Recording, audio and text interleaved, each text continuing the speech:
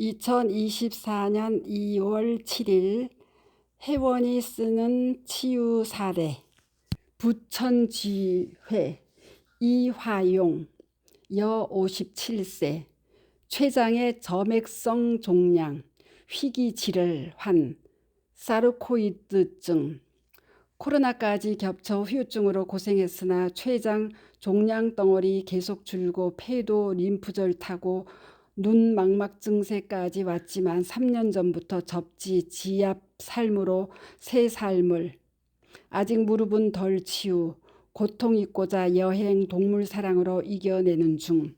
맨발 시작하게 된 동기는 2021년 11월 지인으로부터 박동창의 저서 맨발로 걸어라를 선물로 주면서 권유하시길래 박동창님의 유튜브 영상을 찾아본 후 맨발로 걸어야겠다고 마음먹게 시작하였습니다.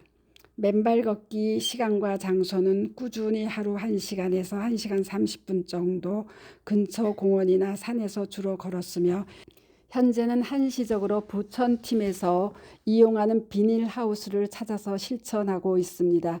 2024년 1월 현재 치유된 내용을 정리해드리면 저는 2021년 11월부터 맨발 걷기 시작. 처음에는 일주일에 한 번 걸을까 말까 했었지만 맨발 걷기 시작한 지 얼마 되지 않은 시점에 췌장에서 3cm의 점액성 종양이 발견되었고 세브란스 병원에서 내시경 초음파로 검사 결과 종양 속의 덩어리도 보이기 때문에 암이 될 확률이 높은 혹이니 반드시 수술해야 한다고 했습니다. 올 것이 오고야 말았구나 하는 생각도 들고 청천벽력 같은 소리에 마음이 무너져 내렸습니다. 혹은 췌장의 중간에 자리 잡고 있었고 혈관을 감고 있는 상태여서 위치도 안 좋아서 수술도 위험할 것 같았고 무엇보다 췌장이라서 더 무서웠지요. 죽음의 그림자가 다가오는 느낌이었어요. 그런데 주치의 선생님이 나이도 젊으니 6개월쯤 지켜보고 다시 검사하자는 결론을 내려주셔서 살았다 싶었습니다. 병원에서 처방해주는 건 아무것도 없었고 오로지 지켜보는 수밖에 없었습니다. 그날부터 이것만이 살 길이다 싶어서 매일 흙길을 걸었습니다. 하루도 빠지지 않고 열심히 걸었더니 6개월 후 3cm였던 혹이 2.4cm로 줄어들었고 또 6개월 후 2.1cm 또 6개월 후 1.4cm로 줄었습니다. 계속 줄어드는 놀라운 기적을 경험하였습니다. 그런데 그 후 코로나19에 걸린 후 후유증이 아주 심했습니다. 첫째, 숨이 잘 안 쉬어졌고 둘째, 음식을 먹을 때마다 딸꾹질이 심하게 났고 셋째, 눈이 뿌연 안개가 낀 것처럼 잘 보이지 않았습니다. 동네 안과에서 안압 측정 결과 안압 50, 정상 안압 15에서 20, 2주 정도 이 상태로 있었으면 실명될 뻔했다며 급히 안압 약 투여했기에 안압은 25 정도로 내려왔습니다. 때마침 췌장 추적 검사가 있어서 CT를 찍었는데 간담췌장 선생님께서 췌장은 1.4cm로 줄어서 1년 후에 보면 되겠는데 뼈에 뽀글뽀글한 것이 보이니까 폐 CT를 찍어보라 했고 그 후 호흡기 내과에서 CT 촬영 결과 중격동 림프절 식도에서 폐나 심장으로 내려가는 림프절이 3-4cm씩 부어 있으니 조직검사가 필요하다고 했습니다.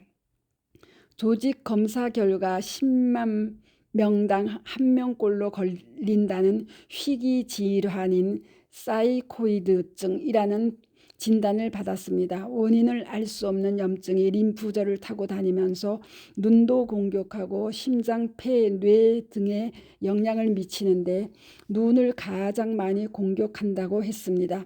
그 후 안과에서 심장내과로 또 뇌분비내과로 보내져서 1년 내내 이과 저과에서 검사하기 위해 병원 다니느라 너무도 바쁜 생활을 했습니다.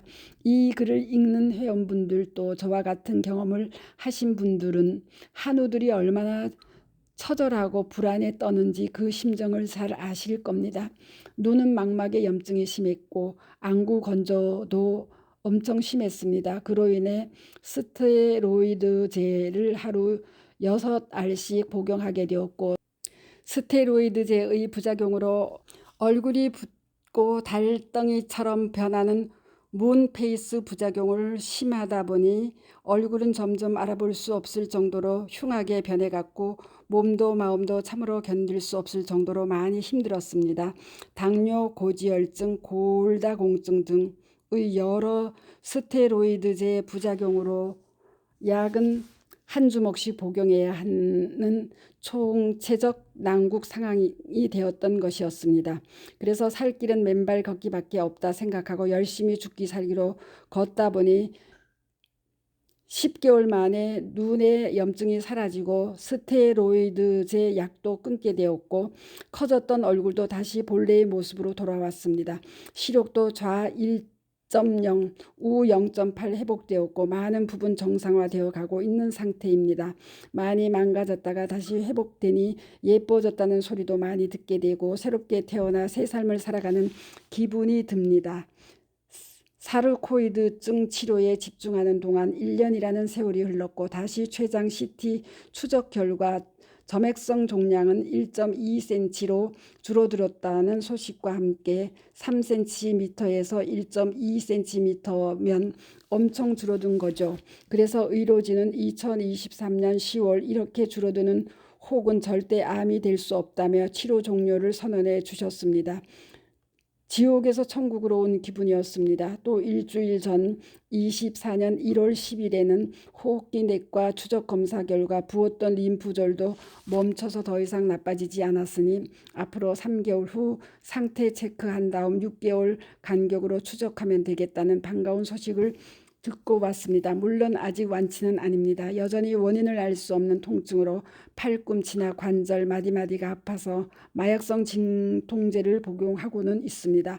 아프기 때문에 건강한 사람보다 더 행복해야 하는 거 잘 아시죠? 지금의 처한 현실 상황 속에서도 저는 긍정의 생각을 갖고자 소소한 일상의 행복을 저 스스로가 찾곤 합니다. 아주 작은 일에도 기뻐하고 감사해야 하니 날마다 행복해집니다.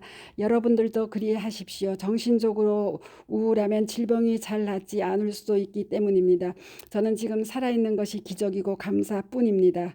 저는 긍정의 힘을 믿거든요. 그래서 날마다 주문처럼 사용하는 두 문장이 있어요. 일상을 여행처럼 나는 사는 게 재밌다.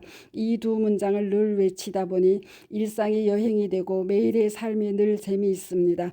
삶이 즐거워야 도파민도 팍팍 나오고 치유에도 도움이 된다는 것을 익히 듣고 읽었거든요.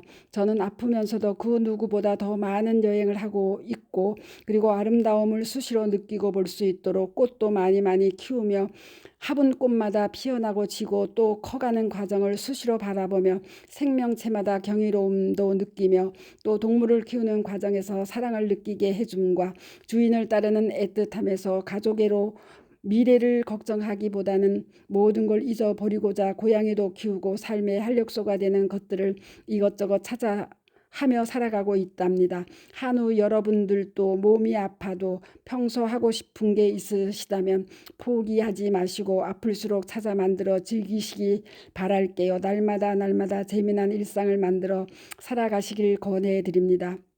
저는 지금 겉으로 보면 누구보다도 건강해 보이고 전혀 아픈 사람 같지 않습니다. 관절의 통증까지도 사라질 줄 믿습니다. 저의 이런 체험 사례가 한우 여러분들께 조금이나마 힘이 되길 바라며 적어봤습니다. 맨발 걷기 열심히 하셔서 모두 건강해지세요. 저도 앞으로도 계속 맨발로 관절 통증도 치유될 것을 확신하며 믿고 끝까지 걸을 거예요. 제거 칭찬의 댓글도 수북이 달아주시길 바랍니다. 감사합니다. 부천지혜 이화용 올림. 맨발 걷기 숲길 힐링스쿨 네이버 카페의 아침 편지입니다. 감사합니다. 스토리양입니다.